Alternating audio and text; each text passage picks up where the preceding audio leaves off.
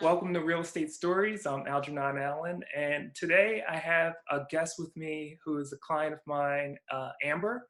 And Amber just bought a property this week in the midst of the whole COVID-19 pandemic. It was a very unusual closing, to say the least.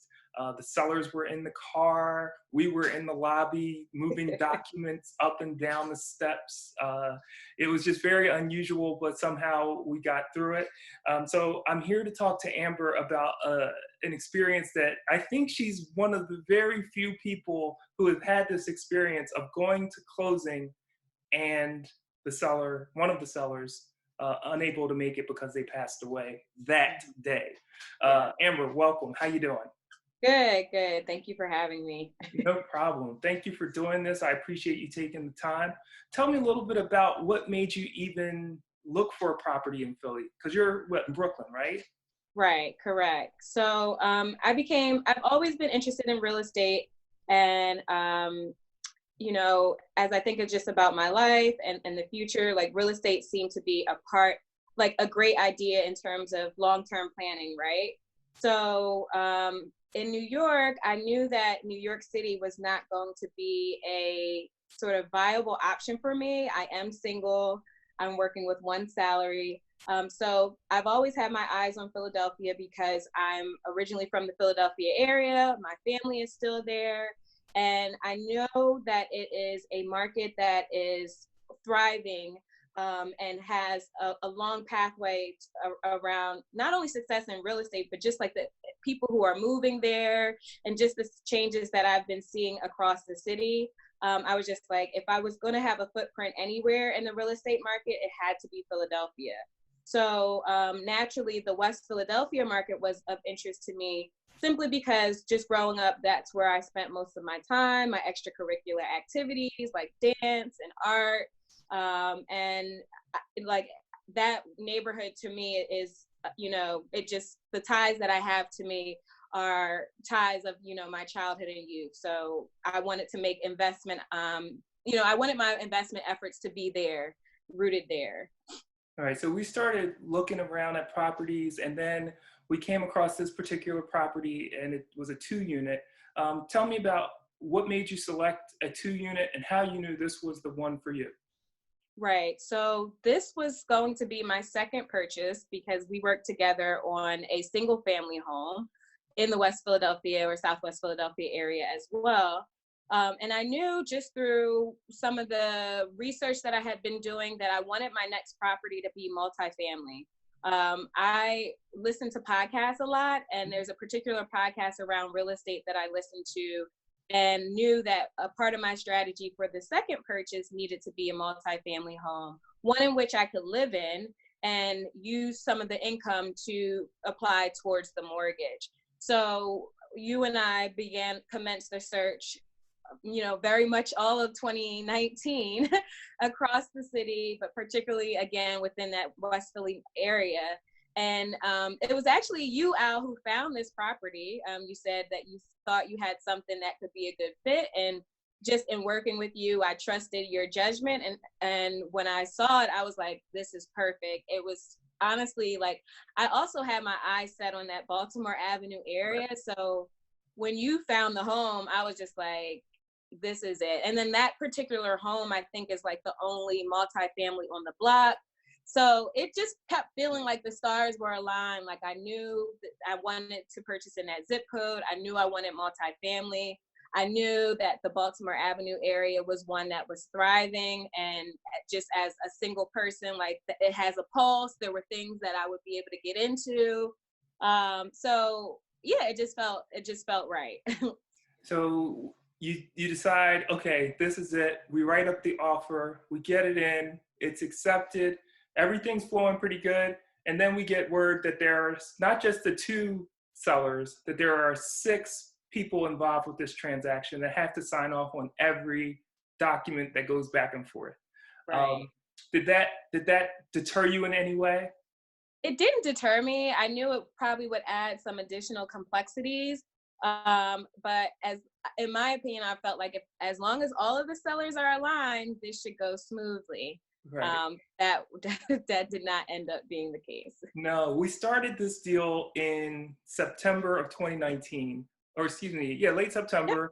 Mhm. And we were originally intending to close like November, early November, but then it got pushed back for one reason or another, which I don't remember now, but I know it got pushed back to the end of November. And then we wound up finally getting a closing date sometime in December. I think maybe December 23rd, like a day or two Right before for Christmas. Christmas. Yeah, like this was supposed to be my Christmas gift to myself. Right. So tell me about that day of closing on December 23rd. Like you go to the walkthrough and what happens? Yeah, so it had been a long process just getting to that date, right? Because the date kept getting moving. I think the original close date was like November 5th, and then it was going to be the end of November, and it just kept being a moving target.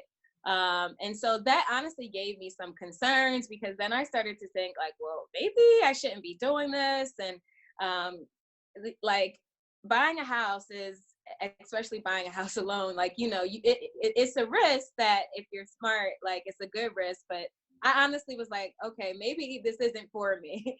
But it felt so right once we found it, right? Like for me, it was like, yes, this feels so right. This has to be for me.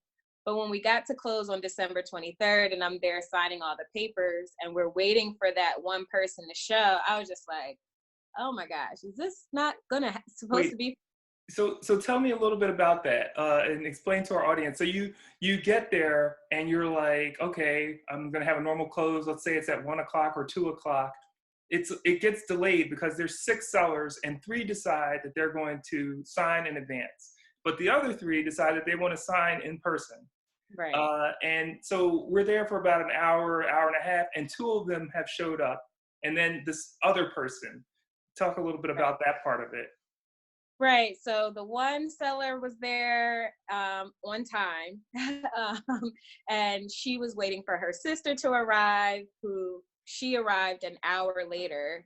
And then we're waiting for that third seller. So I'm honestly thinking that maybe they're backing out of the deal. Like maybe this third person, who is a sibling, is not in agreement with the sale, doesn't want to have any parts. And I'm just thinking, like, maybe this isn't going to go through. And I was going to be okay with that, honestly, because um like for me, like if it's not feeling right, then I'm like, all right, then like let's just get out of it. So I just kept thinking that like maybe they don't want to sell the home. But we ended up, I signed all my papers, they did their due diligence and signed as their applied their signatures. Right, uh, and I remember just when it was ready, when it was time for us to go, like that third seller still hadn't arrived. right, But you were confident that they were going to get a hold of him, and you were like, and she passed off the keys and was like, right. We took the picture congratulations. with the keys. Right, we literally took a picture with the keys. So I'm like, but I also honestly, like when we left, I kept feeling like this house isn't mine just yet. Like like it just didn't feel right. So And we're at yeah, the table and everybody's calling this guy. Like we call his house, we call his job. I'm thinking I'll drive up there and go to his job if this is the problem. right, yeah. But we just decide, all right, you know what? We'll just go with this deed package. The sisters and the other agent are going to go to the house and see what's going Right, on with the brother. And yeah, and they had mentioned like the baby brother has always been like the one that was like mom's favorite, always had to be taken right. care of, this, that, and the other. And then you get a call from me, and tell me a little bit about the call I give you, and then your reaction, because I never knew your reaction to the call. So I'm on the road, and you were like, "Are you driving?" And I'm like, "I am." And you're like, "Can you pull over?" And I was like, "I can." So I knew right away, like, okay, something. So honestly, at that point, I thought like the brother doesn't want to sell, and he's not going to sign off. But when you shared that that the brother was had passed and transitioned, I was just like blown away. Like, what are the chances of that happening? And also, I just kept thinking about the family, Right, honestly, and what they were potentially going through as well, like right, learning that their baby brother had passed. So for that, at that point, I was just like, okay, well then, honestly, I was like, I'm giving this over to God. This house isn't for me. There is a house that's for me. I'll just wait and see how this plays out.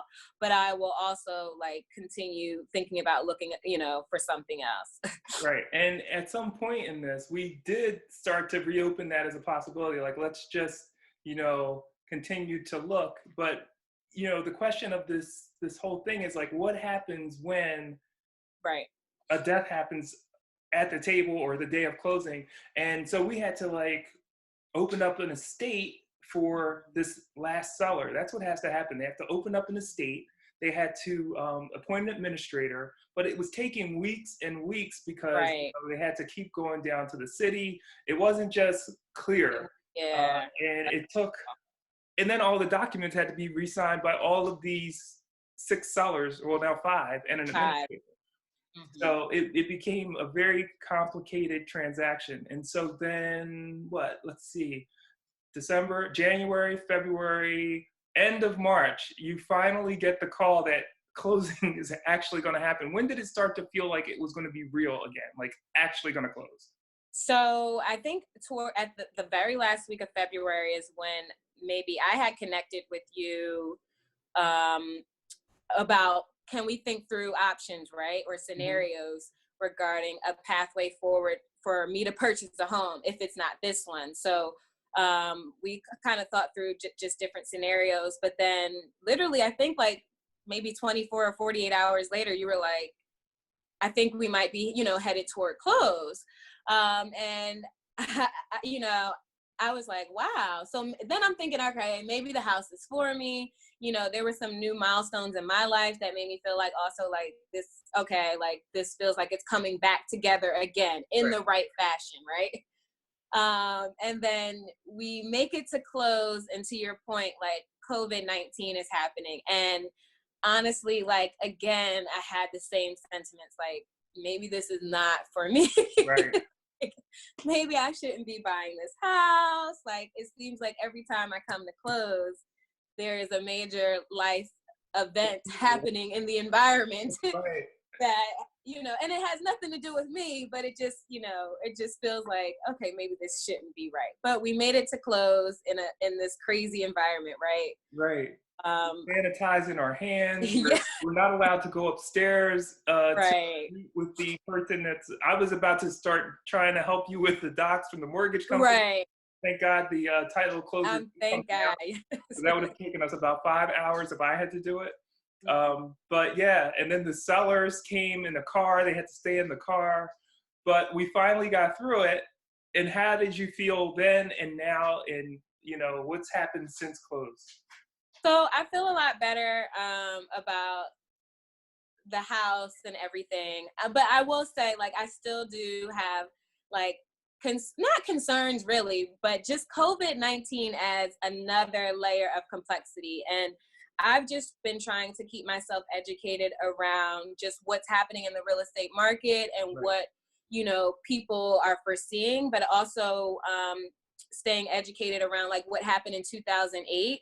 And I've been reading about a lot of articles around just that although those were two different markets, Hmm. but a lot of people in the real estate industry say that they've learned a lot from 2008, and like, let's not, with this environment, let's not make those same mistakes. So when you see job loss, that's concerning. Yep. And so as I think about this multifamily home that has another tenant in it, I too am concerned about their ability to pay rent or to keep their job. And so I feel good. And I know, like, honestly, like, this too shall pass, right? Right. So I don't feel too scared. I'm still happy about the home and confident that it is in alignment with my strategy, which is buy and hold. Yep. So, I feel good about that. I feel like the home will continue to appreciate, so all in all, it'll work itself out Right. in due time. It will. If you have a long-term strategy, it Yeah. definitely will. I think the price point at which you acquired the And property has some inherent value because at that number, you're never going to have living quarters that at such a low cost for you. Right. Even with this person upstairs, with COVID and everything, even if they weren't able to perform, it's Mhm. still lower than your Brooklyn payment, most likely, I'm guessing. Right. Or Absolutely. Mhm. so, it has a very hard value there, as an individual that will be living in the property, Mhm. that will always be there. Right. So I think it's going to be great. I wish you so much success with that house, and I appreciate the opportunity to work with you. You've been a pleasure, of course. Thank Job you. every step of the Likewise. way level. It's been, I've never had this happen before, so I had a high learning curve on dealing with a seller that died at the day of closing. Hopefully, that'll be the last time I have to deal with that. Yes. But we and just like in that situation, it's a situation where you just move forward and think that on the other side of it, it's going to be okay. And Right. it was and will be, because that area is always going to be a nice area where Exactly. Yeah. And like you said, like there are still some gems in this scenario, even though COVID-19 is happening. Like my interest rate was really low. And so that was like, that gave me some peace. And then also to your point about like the house has upside. We know that. I feel assured in that. And yeah, like so six eggs in one hand, half a dozen in that's others. right. That's How right. I feel. Well, Amber, I really appreciate you taking the time to share your real estate story with me.